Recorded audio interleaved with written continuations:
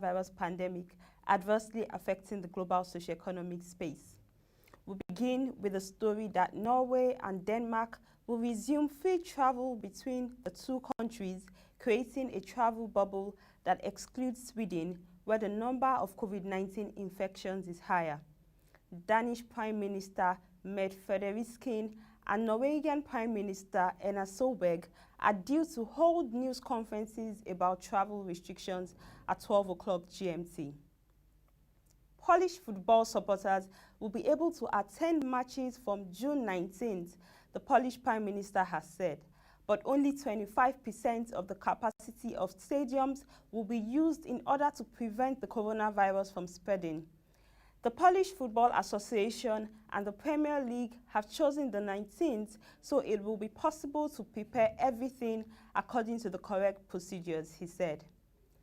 The number of overnight stays by tourists in Portugal dropped by 98.3% to nearly 71,000 last month from the previous year, showing the sector's collapse as lockdowns to contain the spread of the coronavirus grounded flights and kept visitors away. The National Statistics Institute said in its flash estimate overnight stays by Britons, the main source of tourism for Portugal fell 99.3% in April compared to the same period in 2019. Bulgaria plans to lift an obligatory 14-day quarantine from June 1st for travelers from some European Union countries, but not those states with the biggest coronavirus outbreaks, a senior health official said.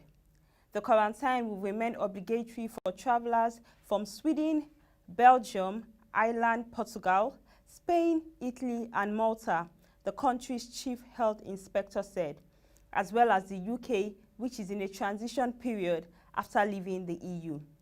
The health minister still needs to approve the move. A ban on the entry of visitors from outside the EU will remain in place.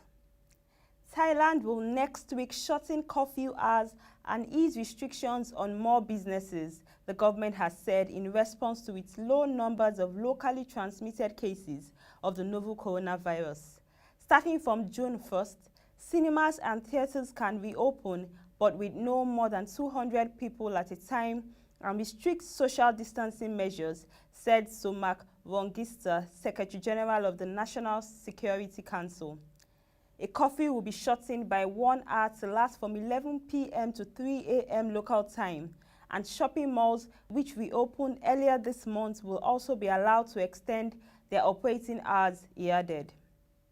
The UK cannot run its COVID-19 job protection scheme indefinitely and needs to start tapering it down as people slowly return to work, Environment Minister George Huster said.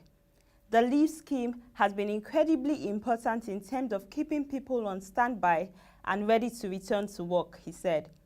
Clearly, as we start to emerge from the lockdown and start to get our economy back to work, we can't keep people on that leave scheme indefinitely. We need to start identifying ways of moving them off the scheme and back into work. We need a scheme that can be tapered down as people return to work. Chinese civil aviation authorities plan to extend until June 30th their curbs on international flights imposed to restrain the spread of the coronavirus, the United States Embassy in Beijing said in a travel advisory. China drastically cut such flights since March to allay concerns over infections brought by arriving passengers. A so-called 5-1 policy allows mainland carriers to fly just one flight a week on one route to any country and foreign airlines to operate just one flight a week to China. South Korea's education ministry has announced plans to limit the number of students attending classes in schools in the Seoul metropolitan area amid a spike in new coronavirus infections. The move comes just days after in-person classes resumed as part of a phased reopening of schools. The Yonhap news agency quoted Park Bi-boom, the vice education minister, as saying elementary and middle schools can only allow 1/3 of students to return to class, while high schools can only take in 2/3 of their students. Colombia has extended a nationwide quarantine to contain the spread of the coronavirus until July 1st, while allowing more freedom of movement in some parts of the country. Thousands of businesses have begun to reopen in the Indian country with new safety protocols and reduced staff, as a lockdown in place since late March was due to lift at the end of May. Under the government-mandated extension that business restart will continue, hairdressers and barbers are among the businesses allowed to reopen, along with museums and libraries at the discretion of local mayors. However, other broad restrictions will remain in place. Public transit between municipalities and domestic flights will remain barred, and in many areas, people are required to stay indoors. The Prime Minister of Algeria has extended a partial lockdown in the majority of the country's provinces for another 15 days. He lifted quarantine measures only in 4 provinces, Ceuta, Tindouf, Illizi, and Tamanrasset, following the favourable results recorded there. Cricket Australian boss Kevin Roberts has downplayed the prospect of the 2020 World Cup going ahead in 2020, saying the October-November schedule was under very high risks due to the coronavirus pandemic. Obviously, we have been hopeful all along that it could be staged in October-November, but you would have to say there is a very high risk about the prospect of that happening, Roberts said. In the event that doesn't happen, there are potential windows in the February-March period and October-November the following year. The World Food Programme has said some 14 million people in Latin America and the Caribbean could experience severe food insecurity this year due to the COVID-19 pandemic.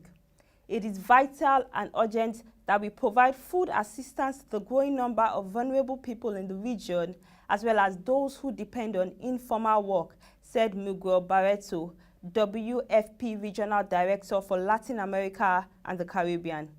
We still have time to prevent the COVID-19 pandemic from becoming a hunger pandemic, he said. Nigeria's total confirmed COVID-19 cases are 8,915, with 2,592 recoveries and 259 deaths. Total sample tests carried out by the NCDC so far are 58,726. Lagos leads with 4,123 cases, followed by Kano 939 and FCD Abuja 535. Abia 10, Benue 7, and Kogi 2 are the states with the lowest cases of COVID-19. And that will be all for today's edition of The Human Angle. You can send your videos and pictures to news@polshareng.com or programs@polshareng.com, and let's share your experience and views. Visit our website www.polshareng.com to get more updates from our news stories and videos.